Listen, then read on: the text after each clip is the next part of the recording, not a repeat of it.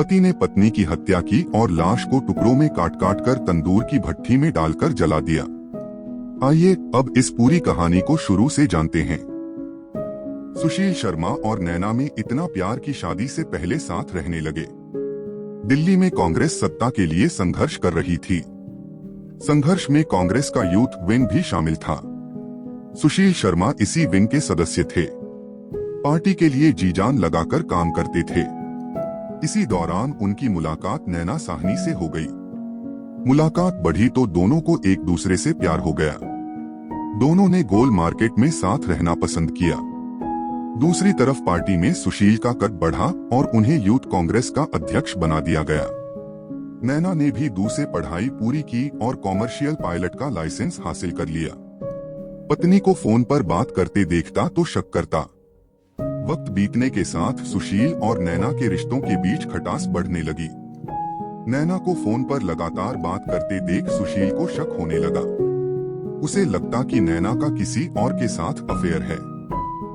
इस बात को लेकर दोनों के बीच कई बार लड़ाई भी हुई। इसका असर यह हुआ कि नैना का राजनीति से मोहभंग हो गया। वह अब खुद को पायलट बनाने के लिए सोचने लगी। ऑस्ट्रेलिया कैसे जाएं, इसे लेकर नैना ने तैयारी भी शुरू कर दी। मतलूब का नाम आते ही सुशील गुस्से से लाल हो गया। 2 जुलाई 1995 नैना साहनी हाथ में वोदका का ग्लास पकड़े फोन पर किसी से बात कर रही थी। तभी सुशील आ गए। नैना ने ड्रिंक को आगे बढ़ाते हुए इशारे में सुशील से पूछा, क्या आपको भी कोई ड्रिंक चाहिए? सुशील ने सिर हिलाकर मना कर दिया। सुशील के दिमाग में ये चल रहा था कि नैना फोन पर किससे बात कर रही थी। नैना दूसरे कमरे में गई तो सुशील को मौका मिल गया। फोन का रिसीवर उठाया और रिडायल का बटन दबा दिया। उधर से फोन उठा और जवाब आया, हेलो। सुशील ने फोन रख दिया। सुशील समझ गया कि ये आवाज मतलूब करीम की है। मतलूब करीम कौन?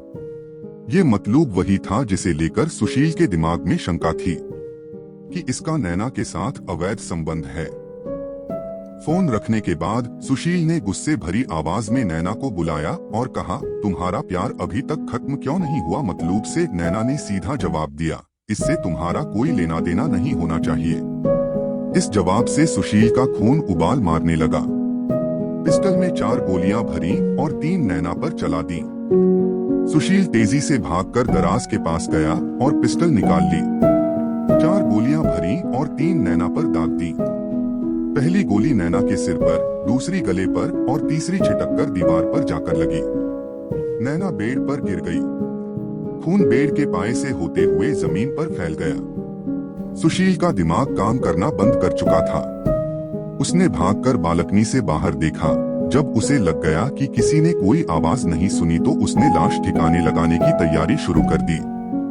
लाश को कार में रखा और यमुना ब्रिज पहुंच गया। रात के 10 बज चुके थे। सुशील ने लाश को बेड पर पड़े चद्दर से बांधा।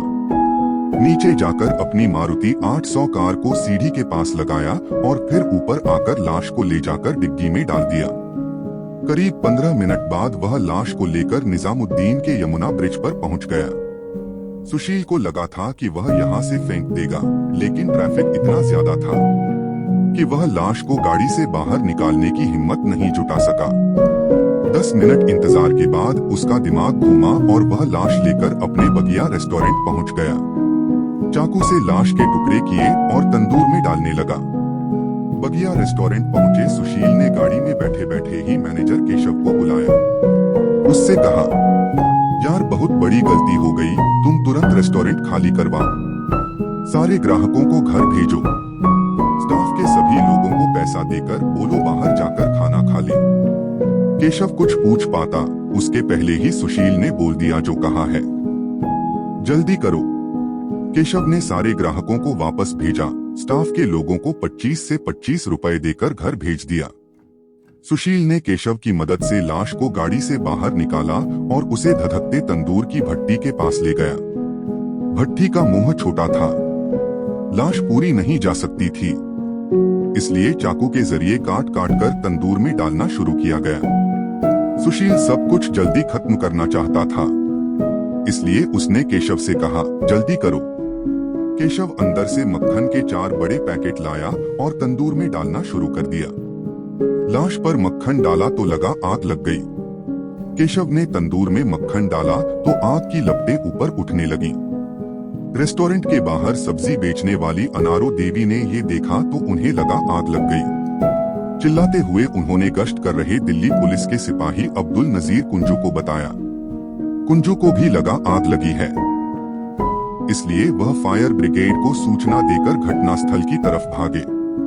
जब वह वहां पहुंचे तो सुशील भाग चुका था। केशव से पूछा, क्या है ये?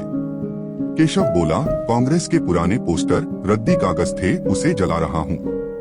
कुंजू को केशव की घबराहट पर शक हो गया। उन्होंने तत्काल आग बुझाने को कहा। आसपास के लोग भी तंदूर में पानी डालने लगे। 10 मिनट में आग पर काबू पा लिया गया। कुंजू ने तंदूर में झांक कर देखा तो उनके पैरों तले जमीन खिसक गई। अधजली लाश के टुकड़े थे। तंदूर तोड़कर लाश के टुकड़ों को निकाला गया। केशव से कड़ाई से पूछताछ हुई तो उसने बता दिया कि लाश सुशील की पत्नी नैना की है। डीएनए टेस्ट ने इस पुष्टि पर मुहर लगा दी। एनकाउंटर के डर से सरेंडर किया। घटना इतनी भयानक थी कि अगले दिन पूरे दिल्ली में चर्चा का केंद्र बन गई। पुलिस की 4 टीमें सुशील शर्मा को खोज रही थीं। वह नहीं मिला। लोग बताते हैं कि पुलिस ने एनकाउंटर का भी मन बना लिया था। इसकी खबर सुशील को लगी तो उसने 10 जुलाई 1995 को सरेंडर कर दिया। केस शुरू हुआ। पुलिस टीम ने सबूत इकट्ठा किया। 7 नवंबर 2003 को डिस्ट्रिक्ट कोर्ट ने सुशील शर्मा को फांसी की सजा सुनाई। लाश को जलाने के लिए केशव कुमार को 7 साल की सजा सुनाई।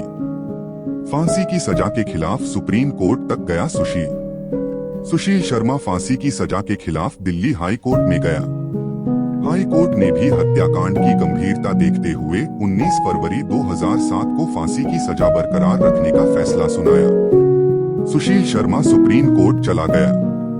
सुप्रीम कोर्ट ने सुशील को थोड़ी राहत देते हुए फांसी की सजा को उम्र कैद में बदल दिया।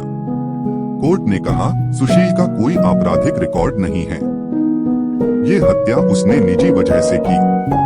समाज के खिलाफ कोई अपराध नहीं था। सुशील 2015 में कुछ दिन के लिए पैरोल पर जेल से बाहर आया था। लोगों ने उस घटना के बारे में पूछा। सुशील टूट सा गया।